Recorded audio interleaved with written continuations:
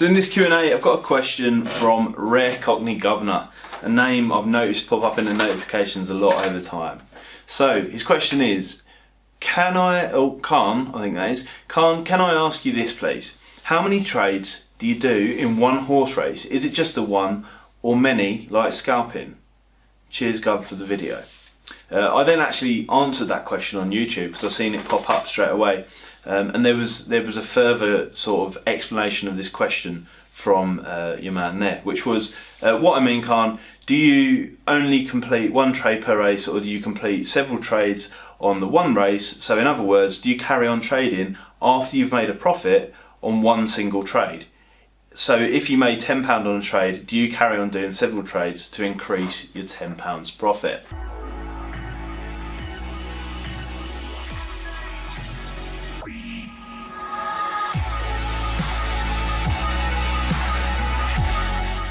So this one struck a chord with me because it's something that I've kind of mentioned in other places, maybe I haven't been quite clear. And in fact, I think everybody that watches this video should go and watch a separate video on YouTube afterwards, which is a psychology tutorial, which is one of our better videos on YouTube. But for some reason, there's not as many people who seem to be interested or have watched that from the viewer numbers anyway. But it is a very, very good video. So I actually mentioned that within this video, so this kind of thinking in this video. So first of all, from your question there, is you've kind of insinuated that the amount of trades in a race should be linked to the amount of profit you make. Now that's fine because obviously profit is a metric which we can measure, and it's something that you're obviously keeping your eye on. It's something that's important to everyone. That's why we do trading. However, that is actually a bit flawed, that thinking overall, and I've done it myself over time, and I think everybody has this kind of subconscious level where they start to behave differently should they reach it, and also the same with potential loss. So what do I mean about this? Well, sort of the amount of trades you should be making in a market should be directly linked to the amount of opportunity, not the amount of money that you make or the amount of money that you lose.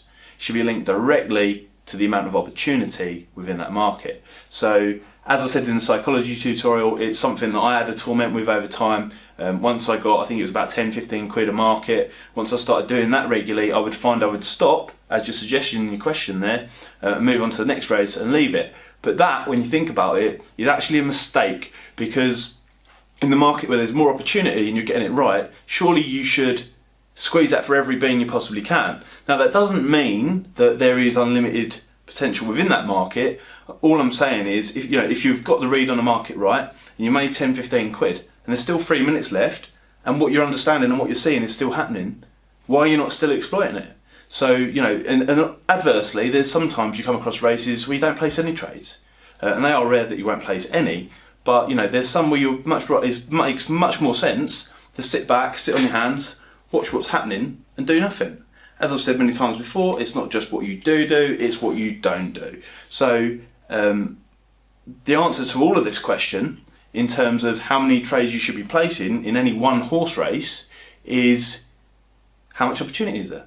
So that would be linked to things like the amount of time down to post, the current trading time, the amount of volume flowing through the market, the amount of market sentiment on the horse that you're trading with at that market, or the amount of turnover depending on if you're scalping that market, and just overall the amount of value that is available to you in that market, not the amount of profit that you've already made, a historic past thing that's already happened, or loss. Because I've also noticed people do this when they're having a losing market, they lose a little bit of money, and then they carry on until they get to a point where they're uncomfortable and they stop there.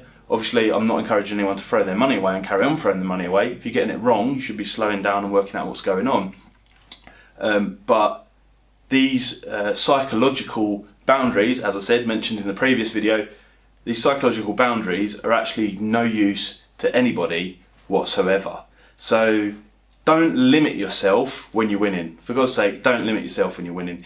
It happens, I think, in all walks of life as well, self-limitation, and it's not to be confused with things like greed or fear. Obviously, they're emotions.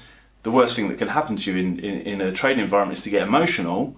But you know, those limits and boundaries, depending on financial gain or loss, are not there. They are just not there. They're purely inside the person trading's mind. So how many trades you place in any one race, it depends on how much opportunity there is in the market. If there's lots of opportunity, more. If there's very little opportunity, none. So a little bit blunt, but that is the best answer I can give to that one, and hopefully I think that will be valuable to a lot of different people. Make sure you watch the psychology video following this one.